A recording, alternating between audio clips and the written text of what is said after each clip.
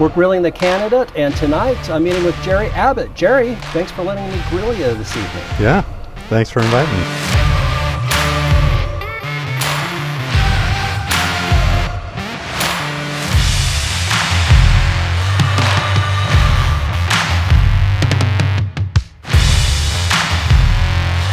So you've been on the Planning Commission. How long have you been on the Planning Commission? About 3.5 years now. Oh, that's a good amount of time. Yeah, now I'm the chairman of the Planning Commission. So what's that experience been like? I actually really like the Planning Commission because that's when you get the issues at their rawest. People are the most excited about it and emotional about it and passionate about it. And so you kind of get that first initial blush to kind of draw out, to be able to listen, kind of validate the people, hear where they're coming from. Our deal is to kind of weed it out, kind of get through the weeds, get the issue really on board so that when the council's looking at it, they're not having to start from scratch. Right. Because they have the opportunity to see what we discuss, what we talk about. And then we give a recommendation.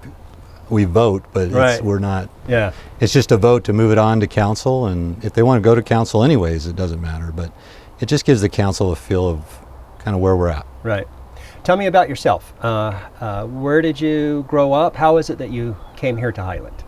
Well, I grew up in Stockton, California, and the city there and city life. We had the gangs, the whole 9 yards. Did you there. really? Oh yeah, it was pretty rough, but I grew up there, so I didn't know any better. But I did know that I didn't want that for my family, raising my kids, to kind of go through some of the stuff I had to deal with, both in high school and everything. And don't get me wrong, I loved high school.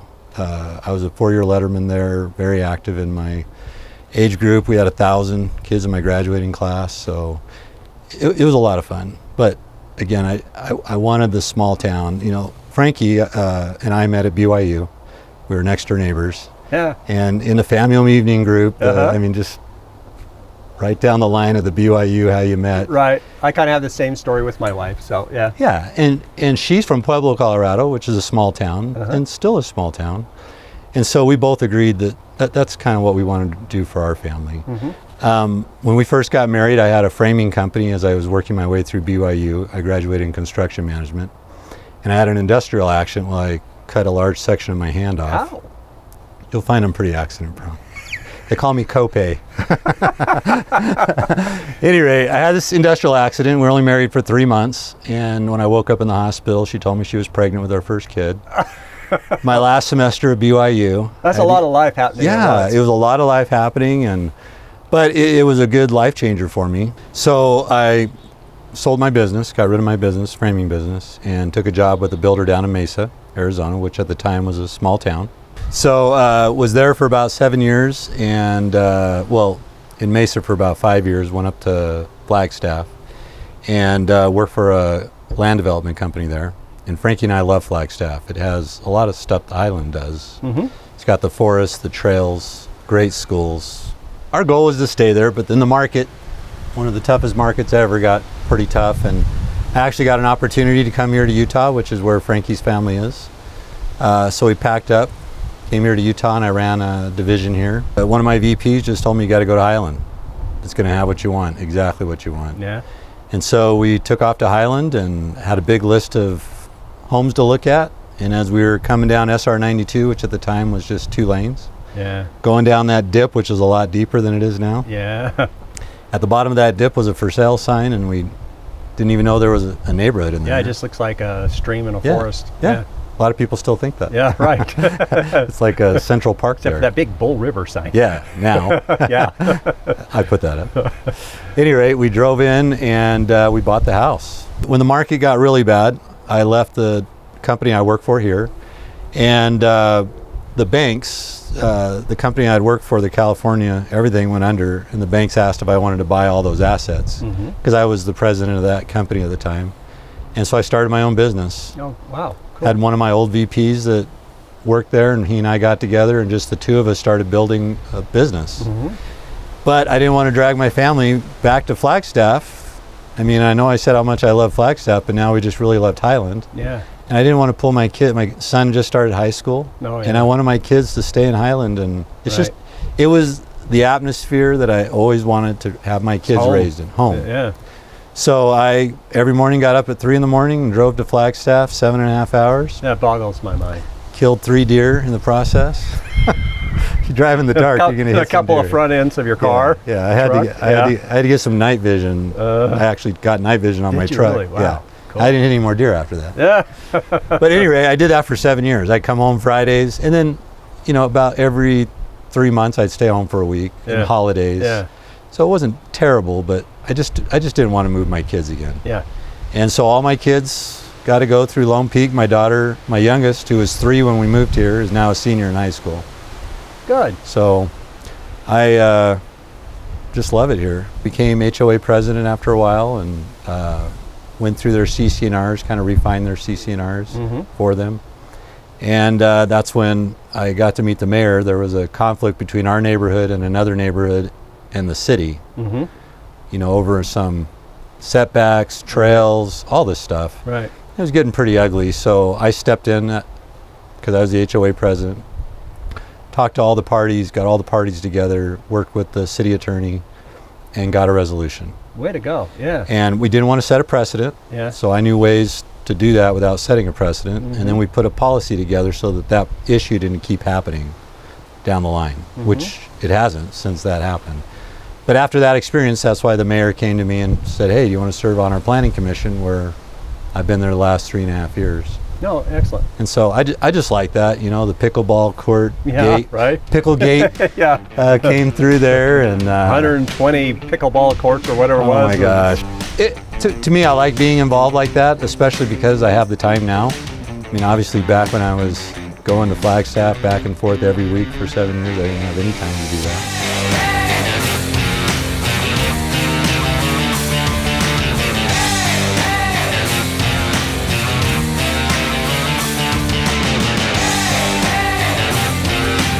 Well, I think there's two, and one I've learned a lot about. That's the open space issue. I'm very experienced in the entitlement process, and when projects put burdens on the cities, they negotiate fees, or what they call impact fees, and I know that that's an issue. Some have talked about eliminating it. Some have talked about it. I know the city's already taken over some of the parks and the trails, which I totally agree with. The open space concept is a great concept. It just wasn't quite implemented right, and I think we can tweak it to make it right. And we have to be careful that what we do for one, we do for all. Yeah. And some of the stuff I've heard of doing, there's a ripple effect. When they sell that land, I'm not so opposed to selling that land. But when you put $1, appraisal, like it's worth this, they're saying that's way too low. And I go, well, I don't know. That's the right price as long as you put an easement on there that it stays open space, that you can't build on it. Right. See, what I was worried about is you're going to sell, like I was at the council meeting, they sold a piece off so the guy could make his lot deeper. Well, per the code, he could put a shed back there 10 feet off that back property line. Well, now what happened to our nice open space? Yeah. I think it's great to sell it, put an easement on it, which then that value would ring true to me, because you can't build on it. Make sure all the view fencing is the same. You don't allow some view fencing, some brown fences, some gold fences, some red fence. It's all the same. Yeah. And if you do that, the people get what they want. They wanted the land. We still get what we want, is that open field. And we don't get these buildings being built. See, I don't think anybody's thought of that. If they can build on it, it's worth 8 times what they're selling it for, because now it's real property. Right. If it's just open space and their backyard just got a little deeper, yeah, it's the pricing I'm hearing is correct. I've never heard them talk about that, though. If you can build on it, the land's worth way more. If it's just open space, $1 a foot or whatever they're talking about, that's about right. Yeah. Because a lot of councilmen said that's too low. I said, well, wait a minute. If you put an easement on it, that's about right. Yeah. Because they can't build on it. Right. It's just and we land. don't want them to build on it. Right. So those are just, great concepts, but just a little fine tuning. I just think I bring a little bit different perspective, having been on the other side of the table. Yeah. The evil developer that comes in with his project. But then also HOA president, so. Yeah, I've been HOA president of probably 30 HOAs, because I create them. Oh, yeah. And I'm the original president. Yeah. And then once they get 60, 70%, I start bringing on board members, and I turn it over to and I train them.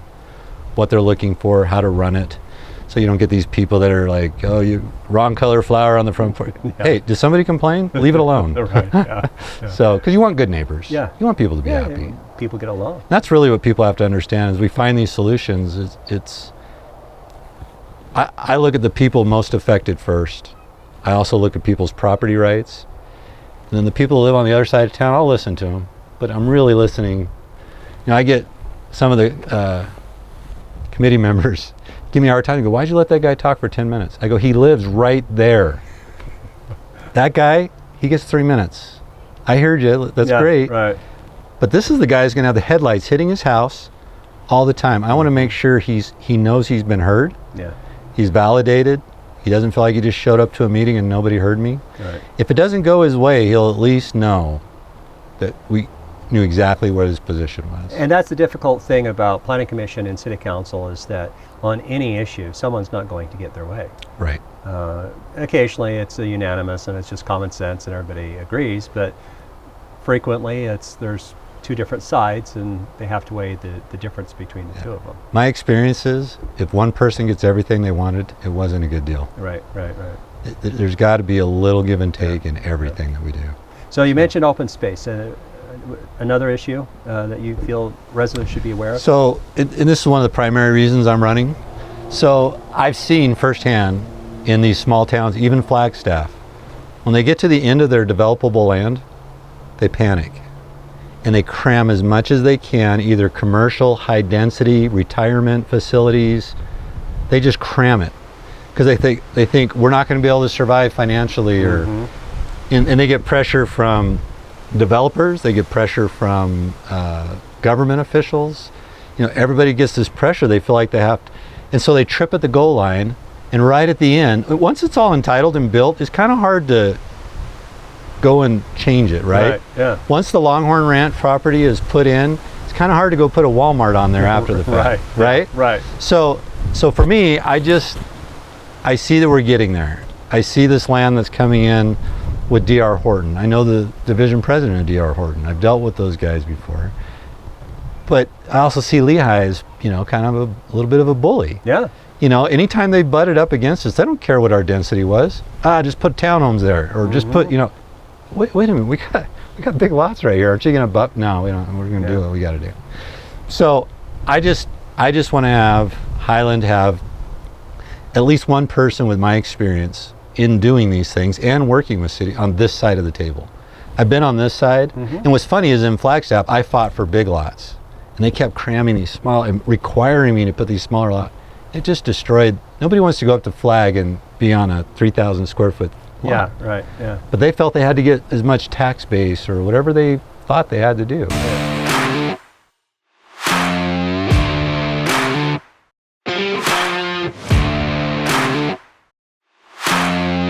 I have the time to commit to it. Like I said, I'm a stay-at-home husband. I also feel the timing at the end of our developable time, we really need somebody, and I'm not trying to say I'm smarter than everybody else, because I do listen, but I know what the kind of the ins and outs of what can and can't be done. Like, you can't just eliminate a fee when it's part of a entitlement process. You can't just go poof. I mean, there's all this stuff that we can trip on, but I'm mostly concerned about our last pieces that are kind of coming in. And I feel that that's a good time for me. And when all that land is developed and entitled and we've ensured our character, our feel, our hometown, I don't need to be on council anymore. You would actually step aside? I would go back to the planning commission. Well, Jerry, if people want to find out more about you, how is it that they get more information or reach out to you? JerryForHighland.com. Excellent. Well, Yeah. good luck to you. Are you ready to actually eat some food? I'm ready to actually eat some food. Quit grilling you. Let's grill some chicken. That's right.